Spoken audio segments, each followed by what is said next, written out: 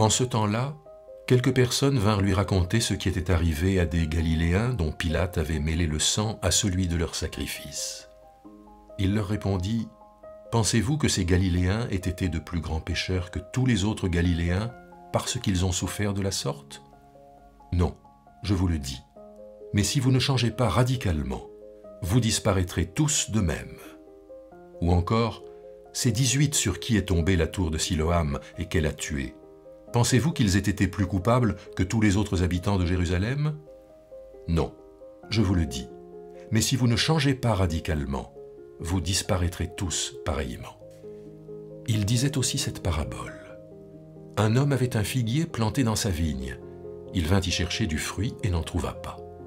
Alors il dit au vigneron, « Voilà 3 ans que je viens chercher du fruit sur ce figuier et je n'en trouve pas. Coupe-le donc. Pourquoi occuperait-il la terre inutilement ?» Le vigneron lui répondit, « Maître, laisse-le encore cette année, le temps que je creuse tout autour et que j'y mette du fumier. Peut-être produira-t-il du fruit à l'avenir, sinon tu le couperas. »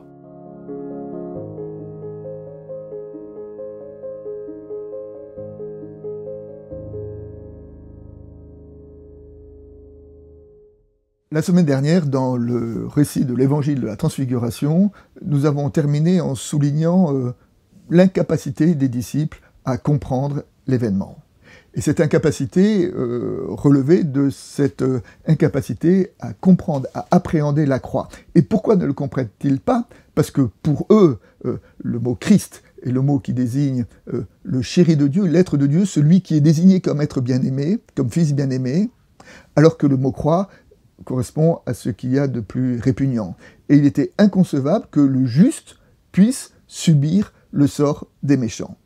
Finalement, les disciples étaient dans la logique de la justice rétributive.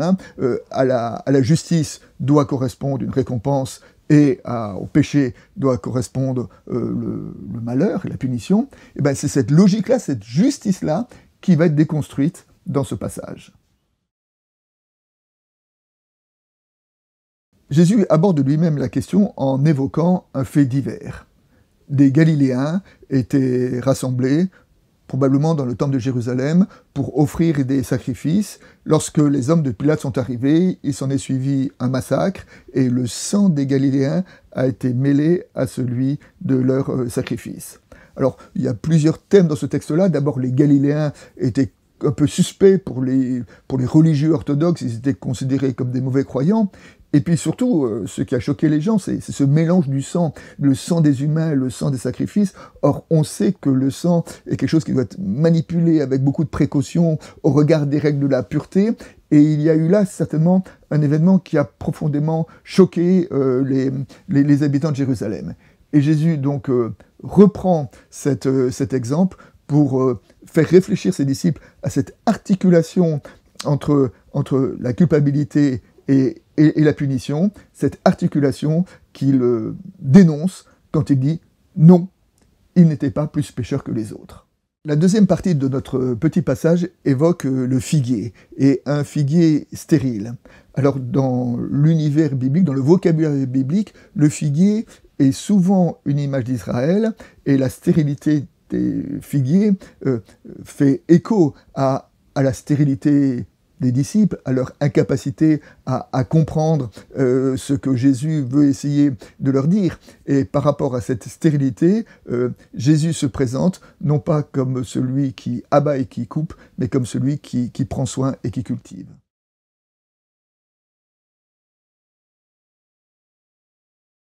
Revenons aux 2 exemples que Jésus prend. Il y a le massacre des Galiléens, donc que nous avons déjà évoqué, et pour renforcer son enseignement, Jésus lui associe un autre fait divers qui est l'effondrement de la tour, une tour en construction qui s'est effondrée et qui a tué des ouvriers. Et Jésus utilise ces 2 exemples pour déconstruire cette compréhension de la justice rétributive qui veut que si le malheur nous arrive dessus, c'est que nous avons péché. Cette justice rétributive qui est notamment développée dans le livre de Job et chez les amis de Job. Et Jésus change un peu leur perspective en disant déplacez-vous par rapport à cette articulation entre la culpabilité et l'épreuve. pour vous concentrer sur l'essentiel. Et l'essentiel, c'est où en êtes-vous dans votre conversion, où en êtes-vous par rapport à votre changement radical. Et Jésus, voilà, déplace le regard des disciples pour les concentrer sur, à ses yeux, l'essentiel. C'est comment est-ce que j'agis aujourd'hui? Et que le changement radical, je n'agis pas bien pour avoir une récompense, j'agis bien parce que le bien est la volonté de Dieu. Lorsque Jésus dit cette phrase, « Si vous ne changez pas radicalement, vous périrez vous de même », Jésus, comme nous l'avons vu, déplace la réflexion de ses disciples. C'est comme s'il leur disait, « Notre monde est dangereux. Dans notre monde, il y a des injustices. Dans notre monde, il y a des tragédies. Dans notre monde, il y a le grand malheur. Êtes-vous prêts? Où en êtes-vous dans votre intériorité ?» Peut-être pour dire les choses un petit peu autrement, si vous saviez que vous deviez mourir demain, que feriez-vous? Ce que vous feriez, faites-le maintenant. Aujourd'hui, concentration sur le changement, l'ouverture de chacun à l'Évangile.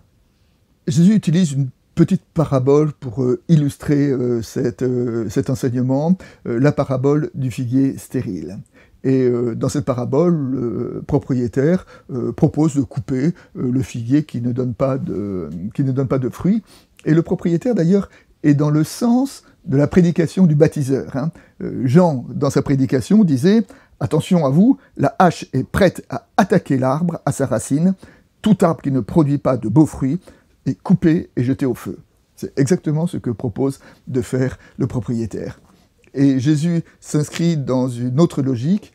Il n'est pas venu pour couper les arbres, il n'est pas venu pour détruire, il est venu pour cultiver et pour soigner.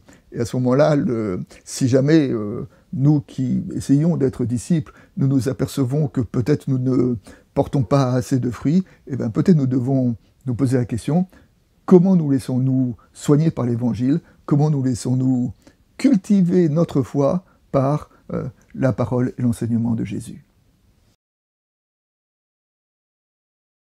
À propos de la justice rétributive, le théologien Michel Boutier fait la réflexion suivante. L'homme a la menuiserie dans le sang. Il voudrait d'instinct ajuster faute et souffrance. Quel soulagement si elles coulissaient l'une sur l'autre. Nous posséderions enfin la clé de notre destin et la mort serait devenue raisonnable. Heureusement, le Dieu vivant nous a empêchés à tout jamais de visser le couvercle péché sur la boîte souffrance, malgré les efforts toujours recommencés. La logique de malheur, voilà l'implacable asphyxie. L'agonie d'un bébé, la mort de l'innocent sont là, qui grippent définitivement le système. Nous espérions être quittes, mais il n'y a pas de réponse. Nous n'échapperons pas à la question, c'est à la fois notre angoisse et notre respiration, c'est la liberté.